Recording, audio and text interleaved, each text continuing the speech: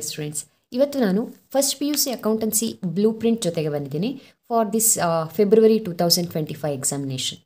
Second PU accountancy ಮೇಲೆ blue print ಹಾಕಿದ್ದೀರಿ, ಹಾಗೆ ನಮಗೆ ಫಸ್ಟ್ PU ಅಕೌಂಟೆನ್ಸಿ ಮೇಲೆ ಕೂಡ ಬ್ಲೂ ಪ್ರಿಂಟ್ ಕೊಡಿ ಮೇಡಮ್ ಅಂತ ಕೇಳ್ತಾ ಇದ್ರಿ. ಇದೇನು ನಾನು ರೆಡಿ ಮಾಡಿರುವಂಥ ಬ್ಲೂ ಪ್ರಿಂಟ್ ಖಂಡಿತ ಅಲ್ಲ, ಇದು PU ಬೋರ್ಡಿಂದ ಬಿಟ್ಟಿರುವಂಥ ಬ್ಲೂ ಪ್ರಿಂಟ್. ಅಂದರೆ ನಮ್ಮ ಅಕೌಂಟೆನ್ಸಿಲಿ ಬ್ಲೂ ಪ್ರಿಂಟ್ ವರ್ಷದಿಂದ ವರ್ಷಕ್ಕೆ ಚೇಂಜಸ್ ಆಗೋದಿಲ್ಲ. ಸೊ ಲಾಸ್ಟ್ ಇಯರ್ ಏನು ಸಬ್ಜೆಕ್ಟ್ ವೈಸ್ ಬ್ಲೂ ಪ್ರಿಂಟ್ಗಳನ್ನು ಬಿಟ್ಟಿದ್ರು, ಅದೇ ರೀತಿಯಾಗಿ ಈ ವರ್ಷ ಕೂಡ ಕಂಟಿನ್ಯೂ ಆಗ್ತಾ ಇದೆ. ಯಾಕಂದರೆ ಈ ವರ್ಷದ ಪ್ಯಾಟರ್ನ್ ಕೂಡ ಸೇಮ್ ಇದೆ, ಹಾಗೆಯೇ ಸಿಲೆಬಸ್ ಕೂಡ ಚೇಂಜಸ್ ಆಗದೆ ಇರೋದ್ರಿಂದ ಸೇಮ್ ಬ್ಲೂ ಪ್ರಿಂಟನ್ನು ಅವರು ಕಂಟಿನ್ಯೂ ಮಾಡಿರ್ತಾರೆ. ಹಾಗಾಗಿ ವಿತೌಟ್ ಡೌಟ್ ನೀವು ಈ ಒಂದು ಬ್ಲೂ ಪ್ರಿಂಟನ್ನು ರೆಫರ್ ಮಾಡ್ಬೋದು. ಬ್ಲೂ ಪ್ರಿಂಟ್ ಅಂದರೆ ನಾನಿಲ್ಲೇನು ಫಿಕ್ಸ್ಡ್ ಕ್ವಶನ್ಗಳನ್ನು ಕೊಡ್ತಾ ಇಲ್ಲ, ಬದಲಾಗಿ chapter wise allotment of marks ಹೇಗಿದೆ ಅನ್ನೋದನ್ನು ಹೇಳ್ತೀನಿ. ಅಂದರೆ ಯಾವ್ಯಾವ ಚಾಪ್ಟರ್ಗೆ ಎಷ್ಟೆಷ್ಟು ಮಾರ್ಕ್ಸ್ ಅಲಾಟ್ ಆಗಿದೆ, ಯಾವ್ಯಾವ ಸೆಕ್ಷನಿಂದ ಕ್ವಶನ್ಗಳನ್ನ ಕೇಳ್ತಾರೆ, ಇದರ ಮಾಹಿತಿ.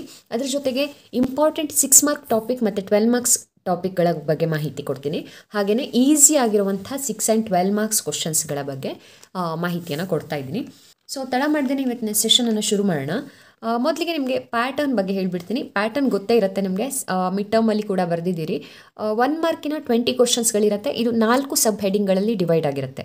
ಸೊ MCQ ಅಂದರೆ ಮಲ್ಟಿಪಲ್ ಚಾಯ್ಸ್ ಕ್ವಶನ್ ಪಾರ್ಟ್ 1 ಬರುತ್ತೆ, part 2 fill in the blanks ಬರುತ್ತೆ, ಹಾಗೆ ಪಾರ್ಟ್ 3 ಮ್ಯಾಚ್ ದಿ ಫಾಲೋಯಿಂಗ್, ಮತ್ತು ಪಾರ್ಟ್ 4 1 ಸೆಂಟೆನ್ಸ್ ಆನ್ಸರ್ಸ್. ಸೊ ಇದಿಷ್ಟರಿಂದ ಸೇರಿ 20 ಕ್ವಶನ್ಸ್ಗಳು, ಅಂದರೆ 5 ಕ್ವಶನ್ಗಳಂತೆ 4 ಪಾರ್ಟ್ಗಳಲ್ಲಿ ಸೇರಿ 20 ಕ್ವಶನ್ಗಳು ಬರುತ್ತೆ 1 ಮಾರ್ಕಿಂದು. ಸೊ ಅದಕ್ಕೆ ಟೋಟಲ್ ಆಗಿ 20 ಮಾರ್ಕ್ಸ್ ಇಲ್ಲಿಂದ ಅಲಾಟ್ ಆಗಿರುತ್ತೆ.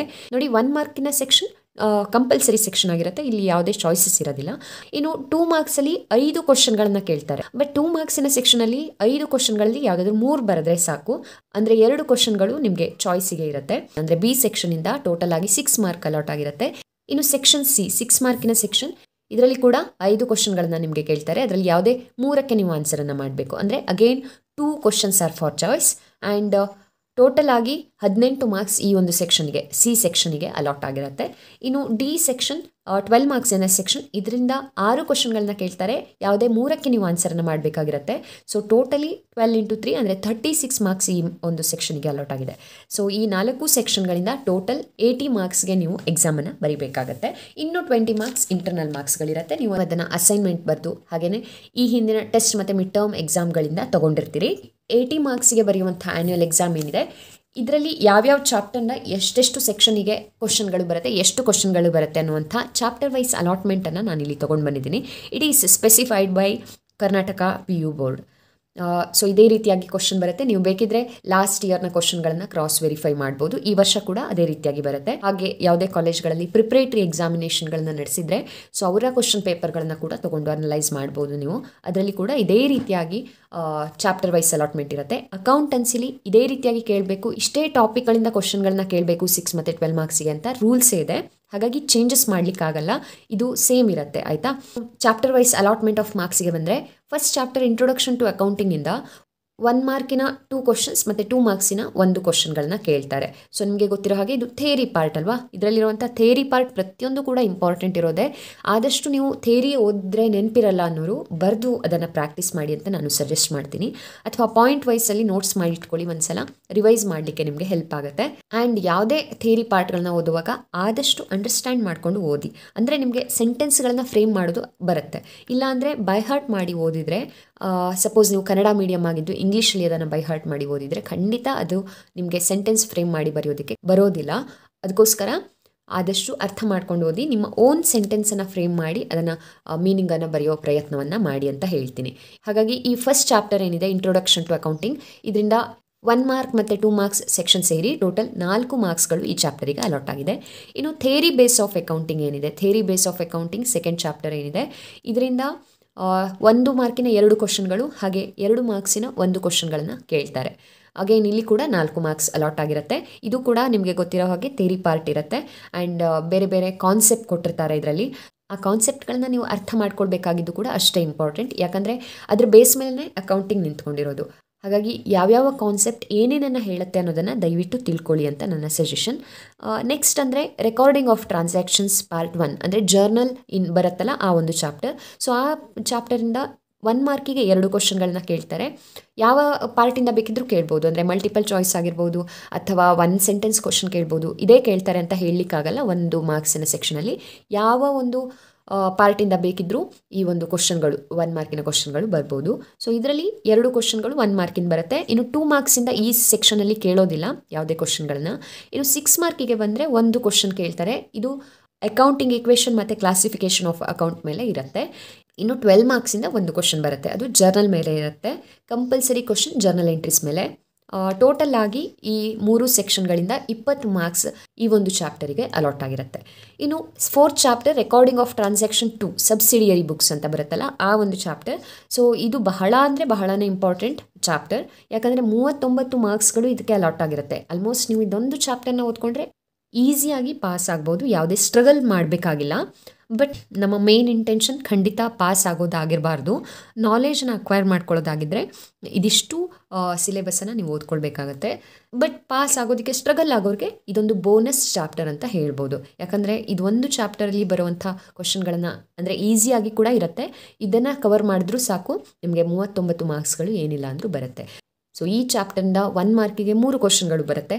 6 ಮಾರ್ಕಿನ 2 ಕ್ವಶನ್ಗಳು ಅಂದರೆ ಪರ್ಚೇಸ್ ಬುಕ್, ಸೇಲ್ಸ್ ಬುಕ್ ಅಥವಾ ಕ್ಯಾಶ್ ಬುಕ್ಕಲ್ಲಿ ಒಂದು ಕೇಳ್ತಾರೆ. ಹಾಗೆಯೇ ಪೆಟ್ಟಿ ಕ್ಯಾಶ್ ಬುಕ್ಕಿಂದ ಒಂದು ಕ್ವಶನ್ ಕೇಳ್ತಾರೆ. ಇನ್ನು 12 ಮಾರ್ಕ್ಸಲ್ಲಿ 2 ಕ್ವಶನ್ಗಳನ್ನು ಕೇಳ್ತಾರೆ. ಒಂದು ಡಬಲ್ ಕಾಲಮ್ ಕ್ಯಾಶ್ ಬುಕ್, ಅದೇ ರೀತಿಯಾಗಿ ಇನ್ನೊಂದು ಅದರ್ ಸಬ್ಸಿಡಿಯರಿ ಬುಕ್ಸಿಂದ ಅಂದರೆ purchase return, sales return. So ಅಲ್ಲಿಗೆ 39 ಮಾರ್ಕ್ಸ್ಗಳು ಈ ಚಾಪ್ಟರಿಗೆ ಅಲಾಟ್ ಆಗಿದೆ. ಇನ್ನು next chapter bank reconciliation statement. So ಇದು ಕೂಡ ಬಹಳ ಈಸಿಯಾಗಿರುವಂಥ ಚಾಪ್ಟರ್. ನಾನು ಇದ್ರ ಮೇಲೆ ಬಹಳಷ್ಟು ಈಸಿಯಾಗಿ ಸಾಲ್ವ್ ಮಾಡಬಹುದಾದಂಥ ವಿಡಿಯೋಸ್ಗಳನ್ನು ಹಾಕಿದ್ದೀನಿ, ನೀವು ಅದನ್ನು ನೋಡಿರ್ತೀರಿ ಅಂತ ಭಾವಿಸ್ತೀನಿ. ಸೊ ಈ ಚಾಪ್ಟರಿಂದ 12 ಮಾರ್ಕ್ಸಿನ ಒಂದು ಕ್ವಶನ್ ಕಂಪಲ್ಸರಿಯಾಗಿ ಕೇಳ್ತಾರೆ.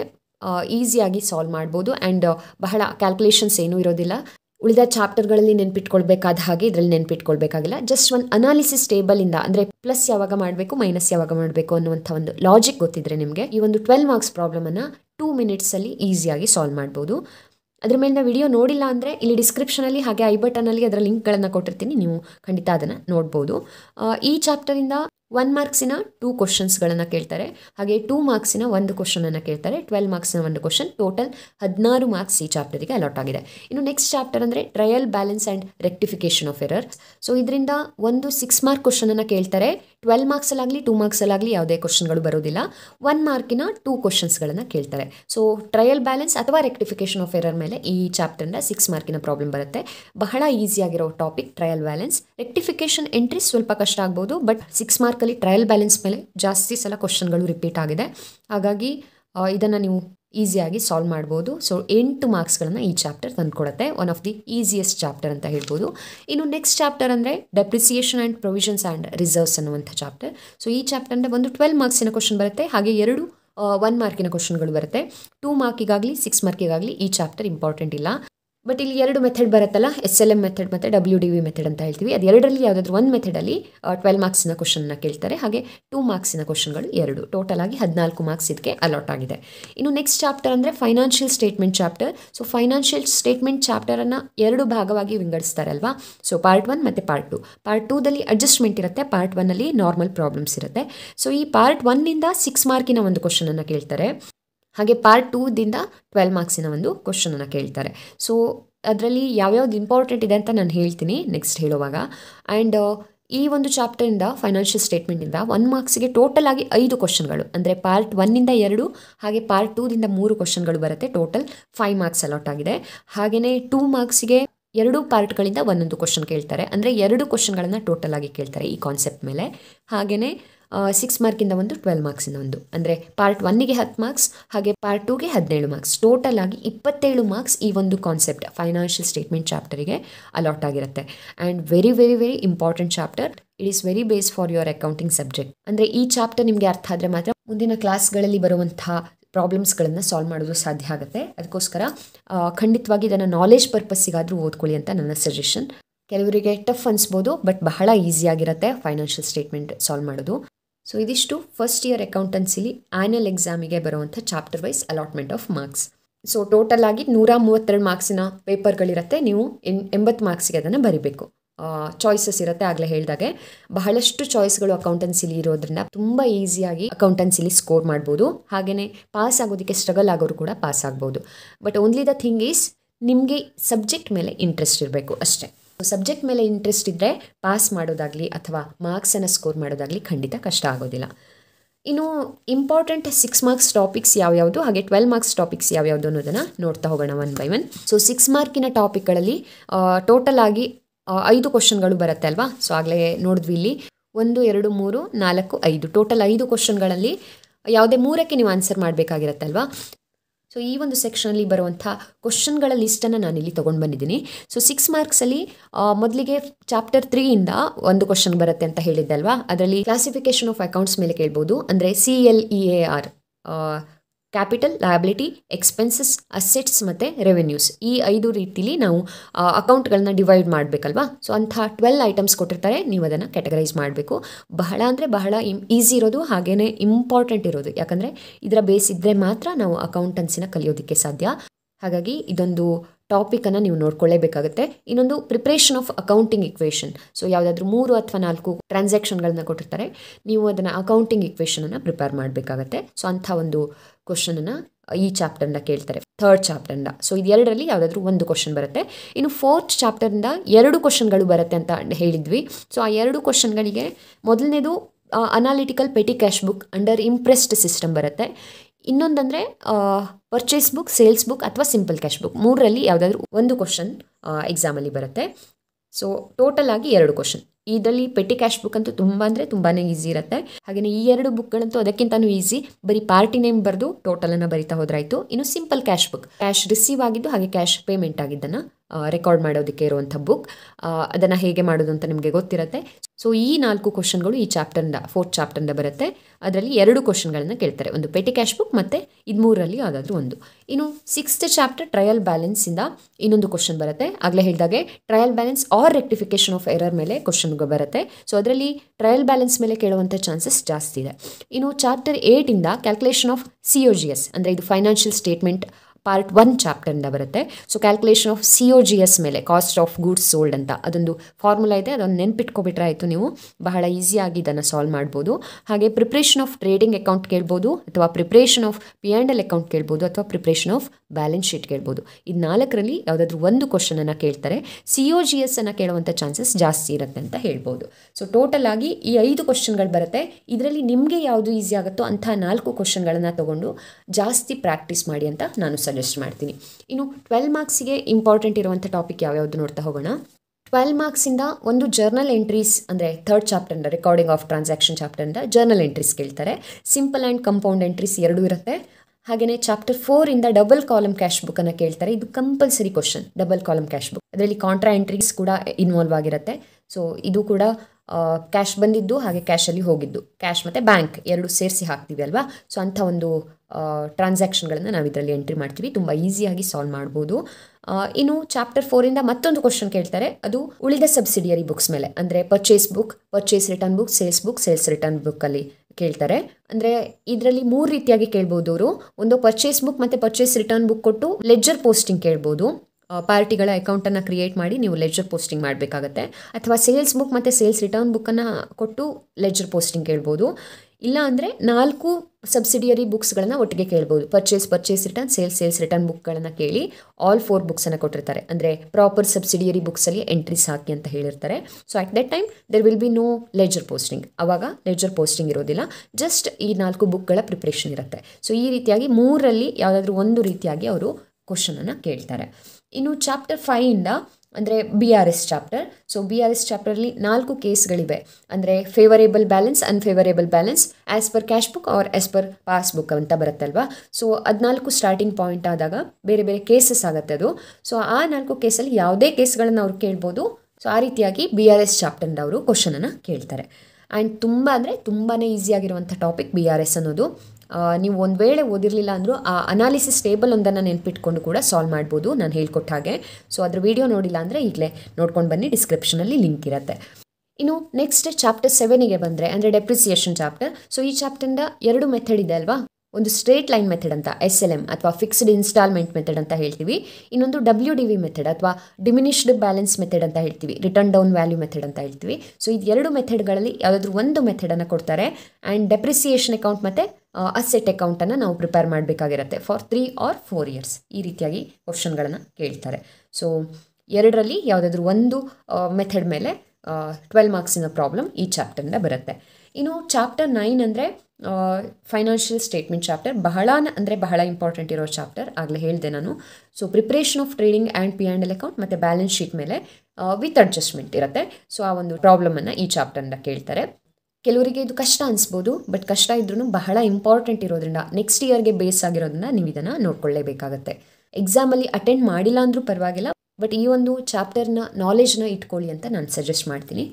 ಇದಿಷ್ಟು important topics for 6 and 12 marks. So ಇದರಲ್ಲಿ ನಾನು ಸಜೆಸ್ಟ್ ಮಾಡುವಂಥದ್ದು ಏನಪ್ಪ ಅಂದರೆ, ಯಾವುದಾದ್ರೂ 4 ಟಾಪಿಕ್ಗಳನ್ನು ಅಟ್ಲೀಸ್ಟ್ ನೀವು ಸೆಲೆಕ್ಟ್ ಮಾಡಿಕೊಂಡು ಚೂಸ್ ಮಾಡಿಕೊಂಡು ಅದನ್ನು ಪ್ರಾಕ್ಟೀಸ್ ಮಾಡಿ ಅಂತ. ಸೊ ಹಾಗೆ ಮಾಡೋದ್ರಿಂದ, ಅಂದರೆ ಒಂದಷ್ಟು ಸೆಲೆಕ್ಟೆಡ್ ಟಾಪಿಕ್ಗಳನ್ನು ಜಾಸ್ತಿ ಪ್ರಾಕ್ಟೀಸ್ ಮಾಡೋದ್ರಿಂದ ಅಕೌಂಟೆನ್ಸಿಲಿ ಎಕ್ಸಾಮ್ ಬರೆಯೋದು ಸುಲಭ ಆಗುತ್ತೆ. ಯಾಕಂದರೆ ನಿಮಗೆ ಗೊತ್ತಿರೋ ಹಾಗೆ ಓದ್ಕೋತಾ ಹೋದರೆ ಅಕೌಂಟೆನ್ಸಿಲಿ ಪ್ರಾಬ್ಲಮ್ ಸಾಲ್ವ್ ಮಾಡೋದಕ್ಕೆ ಬರೋದಿಲ್ಲ. ನೀವು ಎಷ್ಟೇ ಕಲ್ತಿದ್ರೂ ಕೂಡ ಅದನ್ನು ಪ್ರಾಕ್ಟೀಸ್ ಮಾಡಿದಾಗ ಮಾತ್ರ ಎಕ್ಸಾಮಲ್ಲಿ ಕ್ವಿಕ್ ಆಗಿ ಅದನ್ನು ಸಾಲ್ವ್ ಮಾಡ್ಲಿಕ್ಕಾಗತ್ತೆ. ಇಲ್ಲಾಂದರೆ ಎಕ್ಸಾಮಲ್ಲಿ ಯಾವುದೇ ಒಂದು ಕನ್ಫ್ಯೂಸಿಂಗ್ ಪಾಯಿಂಟ್ ಬಂದರೂ ಕೂಡ ಬಹಳ ಟೆನ್ಸ್ಡ್ ಆಗಿಬಿಡ್ತೀರಿ.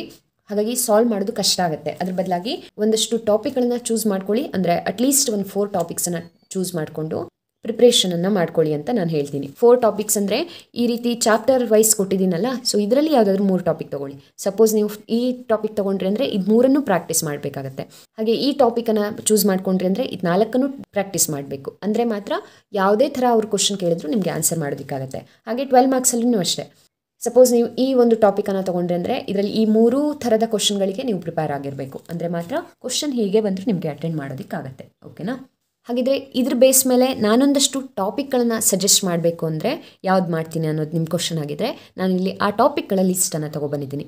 ಸೊ ಇಲ್ಲಿ ಕೊಟ್ಟಿರುವಂಥ ಇಂಪಾರ್ಟೆಂಟ್ ಟಾಪಿಕ್ಸ್ಗಳು 100% ಇಂಪಾರ್ಟೆಂಟ್ ಟಾಪಿಕ್ಸ್ಗಳು, ಅಂದರೆ 100% ಎಕ್ಸಾಮಿಗೆ ಬರುವಂಥ ಟಾಪಿಕ್ಗಳು ನಾನು ಹೇಳ್ತಾ ಇರೋದು. ಸೊ ಅದರಲ್ಲಿ ಒಂದಷ್ಟು ಇಂಪಾರ್ಟೆಂಟನ್ನು ಸೆಲೆಕ್ಟ್ ಮಾಡಿಕೊಡಿ. ಅದಷ್ಟನ್ನೇ ನಾವು ಪ್ರಾಕ್ಟೀಸ್ ಮಾಡ್ತೀವಿ ಅನ್ನೋರಿಗೆ ಇಲ್ಲಿ ಒಂದಷ್ಟು ಲಿಸ್ಟ್ ಇದೆ. ಸೊ 6 ಮಾರ್ಕಲ್ಲಿ ನಾನು ಕ್ಲಾಸಿಫಿಕೇಷನ್ ಆಫ್ ಅಕೌಂಟ್ಸನ್ನು ಸಜೆಸ್ಟ್ ಮಾಡ್ತೀನಿ. ಹಾಗೆ ಟ್ರಯಲ್ ಬ್ಯಾಲೆನ್ಸ್ ಟಾಪಿಕನ್ನು ಸಜೆಸ್ಟ್ ಮಾಡ್ತೀನಿ. Petty cash book, purchase book, sales book, simple cash book ಮತ್ತು COGS ಕ್ಯಾಲ್ಕುಲೇಷನ್. ಸೊ ಇದಿಷ್ಟು ಟಾಪಿಕ್ಗಳಿಂದ ನಾನು ಇಷ್ಟು ಟಾಪಿಕ್ಗಳನ್ನು ಸಜೆಸ್ಟ್ ಮಾಡ್ತೀನಿ. ಅಂದರೆ ಇದಿಷ್ಟು ನೀವು ಕರೆಕ್ಟಾಗಿ ಕ್ಲಿಯರ್ ಆಗಿ ನೋಡಿಕೊಂಡ್ರೆ ಖಂಡಿತವಾಗಿ ಔಟ್ ಆಫ್ ಔಟ್ ಕೂಡ ಸ್ಕೋರ್ ಮಾಡ್ಬೋದು, ಅಥವಾ ಪಾಸ್ ಆಗಲಿಕ್ಕೆ ಸ್ಟ್ರಗಲ್ ಆಗೋರು ಪಾಸ್ ಕೂಡ ಆಗಬಹುದು. ಯಾಕಂದರೆ ಈಸಿ ಮತ್ತು ಫಿಕ್ಸ್ಡ್ ಕ್ವಶನ್ಗಳು ಇವೆಲ್ಲ. ಅಂದರೆ ಇವೆಲ್ಲನೂ ಬರುತ್ತೆ ಅಂತಲ್ಲ, ಅದರಲ್ಲಿ 3 ಕ್ವಶನ್ಗಳಂತೂ ಎಕ್ಸಾಮಲ್ಲಿ ಬಂದೇ ಬರುತ್ತೆ.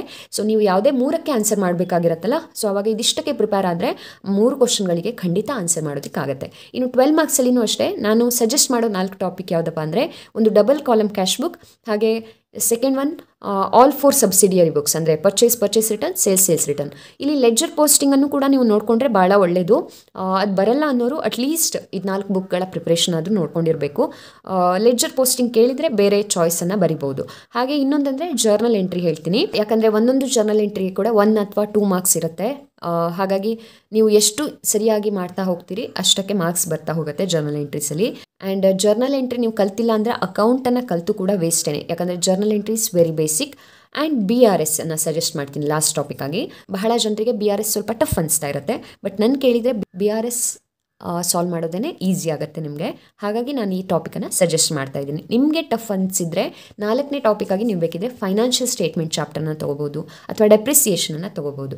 ಬಟ್ ಇದು 4ರಲ್ಲಿ ನಾನು ಕೊಟ್ಟಿಲ್ಲ ಅಂದ್ರೂ ಫೈನಾನ್ಷಿಯಲ್ ಸ್ಟೇಟ್ಮೆಂಟನ್ನು ನಾಲೆಜ್ ಪರ್ಪಸ್ಸಿಗಾದರೂ ಪ್ರಾಕ್ಟೀಸ್ ಮಾಡಿ ಅಂತ ಹೇಳ್ತೀನಿ. ಕೆಲವರಿಗೆ ಟಫ್ ಅನಿಸ್ತಾ ಇರುತ್ತೆ, ಅಂಥವರು ಈ ಟಾಪಿಕನ್ನು ಎಕ್ಸಾಮಲ್ಲಿ ಬಿಡ್ಬೋದು, ಬಟ್ ನಾಲೆಜ್ ಪರ್ಪಸ್ಗೆ ಓದ್ಕೊಳ್ಳಿ. ಅಥವಾ ಯಾರಿಗೆಲ್ಲ ಇದು ಈಸಿ ಆಗುತ್ತೆ ಅವರು ನಿಮ್ಮ ಪ್ರಿಫರೆನ್ಸಸ್ಸನ್ನು ಚೇಂಜಸ್ ಮಾಡ್ಕೋಬೋದು. ಅಂದರೆ BRS ಬದಲು ಅಥವಾ ಜರ್ನಲ್ ಎಂಟ್ರಿ ಬದಲು ಇದನ್ನು ಈ ಕಡೆ ಸೇರಿಸ್ಕೋಬೋದು. ಸೊ ಇದಿಷ್ಟು ಟಾಪಿಕ್ಗಳು ನಾನು ಸಜೆಸ್ಟ್ ಮಾಡುವಂಥ ಟಾಪಿಕ್ಗಳು. ಸೊ ಇನ್ನೇನು ಎಕ್ಸಾಮ್ ಹತ್ತಿರ ಬರ್ತಾ ಇದೆ, ನೀವೆಲ್ಲ ಪ್ರಿಪ್ರೇಷನ್ ಚೆನ್ನಾಗಿ ಮಾಡ್ಕೋತಾ ಇದ್ದೀರಿ ಅಂತ ಭಾವಿಸ್ತೀನಿ. ಸೊ ನಿಮ್ಮ ಎಕ್ಸಾಮ್ ಡೇಟ್ ಯಾವಾಗಿದೆ ಅನ್ನೋದನ್ನು ಕಮೆಂಟ್ ಮೂಲಕ ತಿಳಿಸೋದಕ್ಕೆ ಮರಿಬೇಡಿ. And all the very best for examination. And I hope this video is helpful for you all. ಇದರಿಂದ ನಿಮಗೆ ಹೆಲ್ಪ್ ಆಗಿದ್ದರೆ ವಿಡಿಯೋನ ಲೈಕ್ ಮಾಡಿ, ಹಾಗೆ ಇದನ್ನು ಇನ್ನಷ್ಟು ಜನರಿಗೆ ನಿಮ್ಮ ಫ್ರೆಂಡ್ಸಿಗೆ ಕೂಡ ಶೇರ್ ಮಾಡಿ, ಅವರಿಗೂ ಹೆಲ್ಪ್ ಮಾಡ್ತೀರಿ ಅಂತ ಭಾವಿಸ್ತೀನಿ. ಆ್ಯಂಡ್ ಫಸ್ಟ್ PU ಅಕೌಂಟೆನ್ಸಿ ಸಿಲೆಬಸ್ಸಲ್ಲಿ ಏನೇ ಡೌಟ್ಸ್ ಇದ್ದರೂ ನೀವು ನಿಮ್ಮ ಕಮೆಂಟ್ ಮೂಲಕ ನನಗೆ ತಿಳಿಸ್ಬೋದು, ಅಥವಾ ಯಾವುದಾದ್ರೂ ಟಾಪಿಕ್ ಮೇಲೆ ವೀಡಿಯೋಸ್ ಬೇಕಿದ್ದರೆ ಕಮೆಂಟ್ ಮೂಲಕ ಹೇಳ್ಬೋದು. ನಾನು ಆ ಟಾಪಿಕನ್ನು ಡಿಸ್ಕಷನ್ ಮಾಡುವಂಥ ಪ್ರಯತ್ನವನ್ನು ಖಂಡಿತ ಮಾಡ್ತೀನಿ. ಆ್ಯಂಡ್ ಅಕೌಂಟೆನ್ಸಿನ ತುಂಬ ಈಸಿಯಾಗಿ ಕಲಿಯೋದಕ್ಕೆ ನಮ್ಮ ಚಾನಲ್ ಅಕೌಂಟೆನ್ಸಿ ಈಸಿ ಲರ್ನನ್ನು ಸಬ್ಸ್ಕ್ರೈಬ್ ಮಾಡ್ಕೊಳ್ಳಿ. I will be back with next part very soon. Until then enjoy the learning.